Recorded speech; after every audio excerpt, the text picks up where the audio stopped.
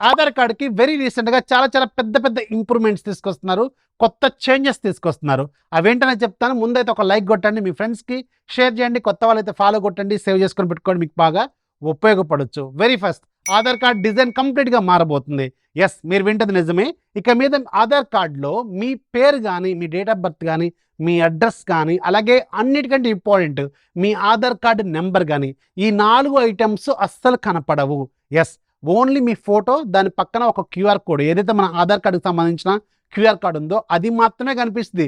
అంతేగాని మిగతా డీటెయిల్స్ ఏమీ కనపడవు. దీనివల్ల చాలా చాలా యూస్‌ఫుల్ గుర్తుపెట్టుకోండి. ప్రైవసీ అనేది చాలా చాలా పెరుగుద్ది. అండ్ మన ఆధార్ కార్డ్ నెంబరు ఎవరు కాపీ చేయలేరు.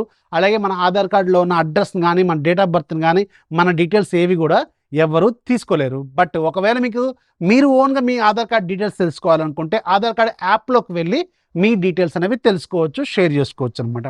అండ్ రెండోది, ఇక మీద ఆధార్ కార్డ్‌ని మీ గూగుల్ వాలెట్‌లో కూడా సేవ్ చేసుకోవచ్చు.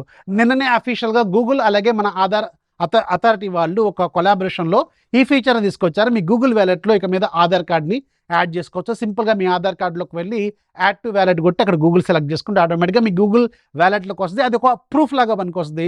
ఎయిర్‌పోర్ట్‌లో చెక్ ఇన్ దగ్గర ఉపయోగపడుద్ది. ఇంకా రకరకాల ప్లేసెస్‌లో మీకు అది చాలా బాగా ఉపయోగపడుతుంది. అండ్ మూడోది, ఇక మీద డిజిటల్ వెరిఫికేషన్ సిస్టమ్ డీవీఎస్ ఏదైతే ఉందో దీంట్లో మీకు కావాల్సిన ఓన్లీ డేటా మాత్రమే కాపీ చేసుకునేలాగా ప్రైవసీని ఇంప్రూవ్ చేస్తున్నారు. అంటే మీ ఆధార్ కార్డ్ ఒకసారి యాక్సెస్ ఇచ్చినాం అనుకోండి, మొత్తం డేటా కాకుండా ఏది రిక్వైర్మెంట్ ఉందో అది మాత్రమే తీసుకునేలాగా ఎక్కువ ప్రైవసీని ఇంప్రూవ్ చేస్తున్నారన్నమాట.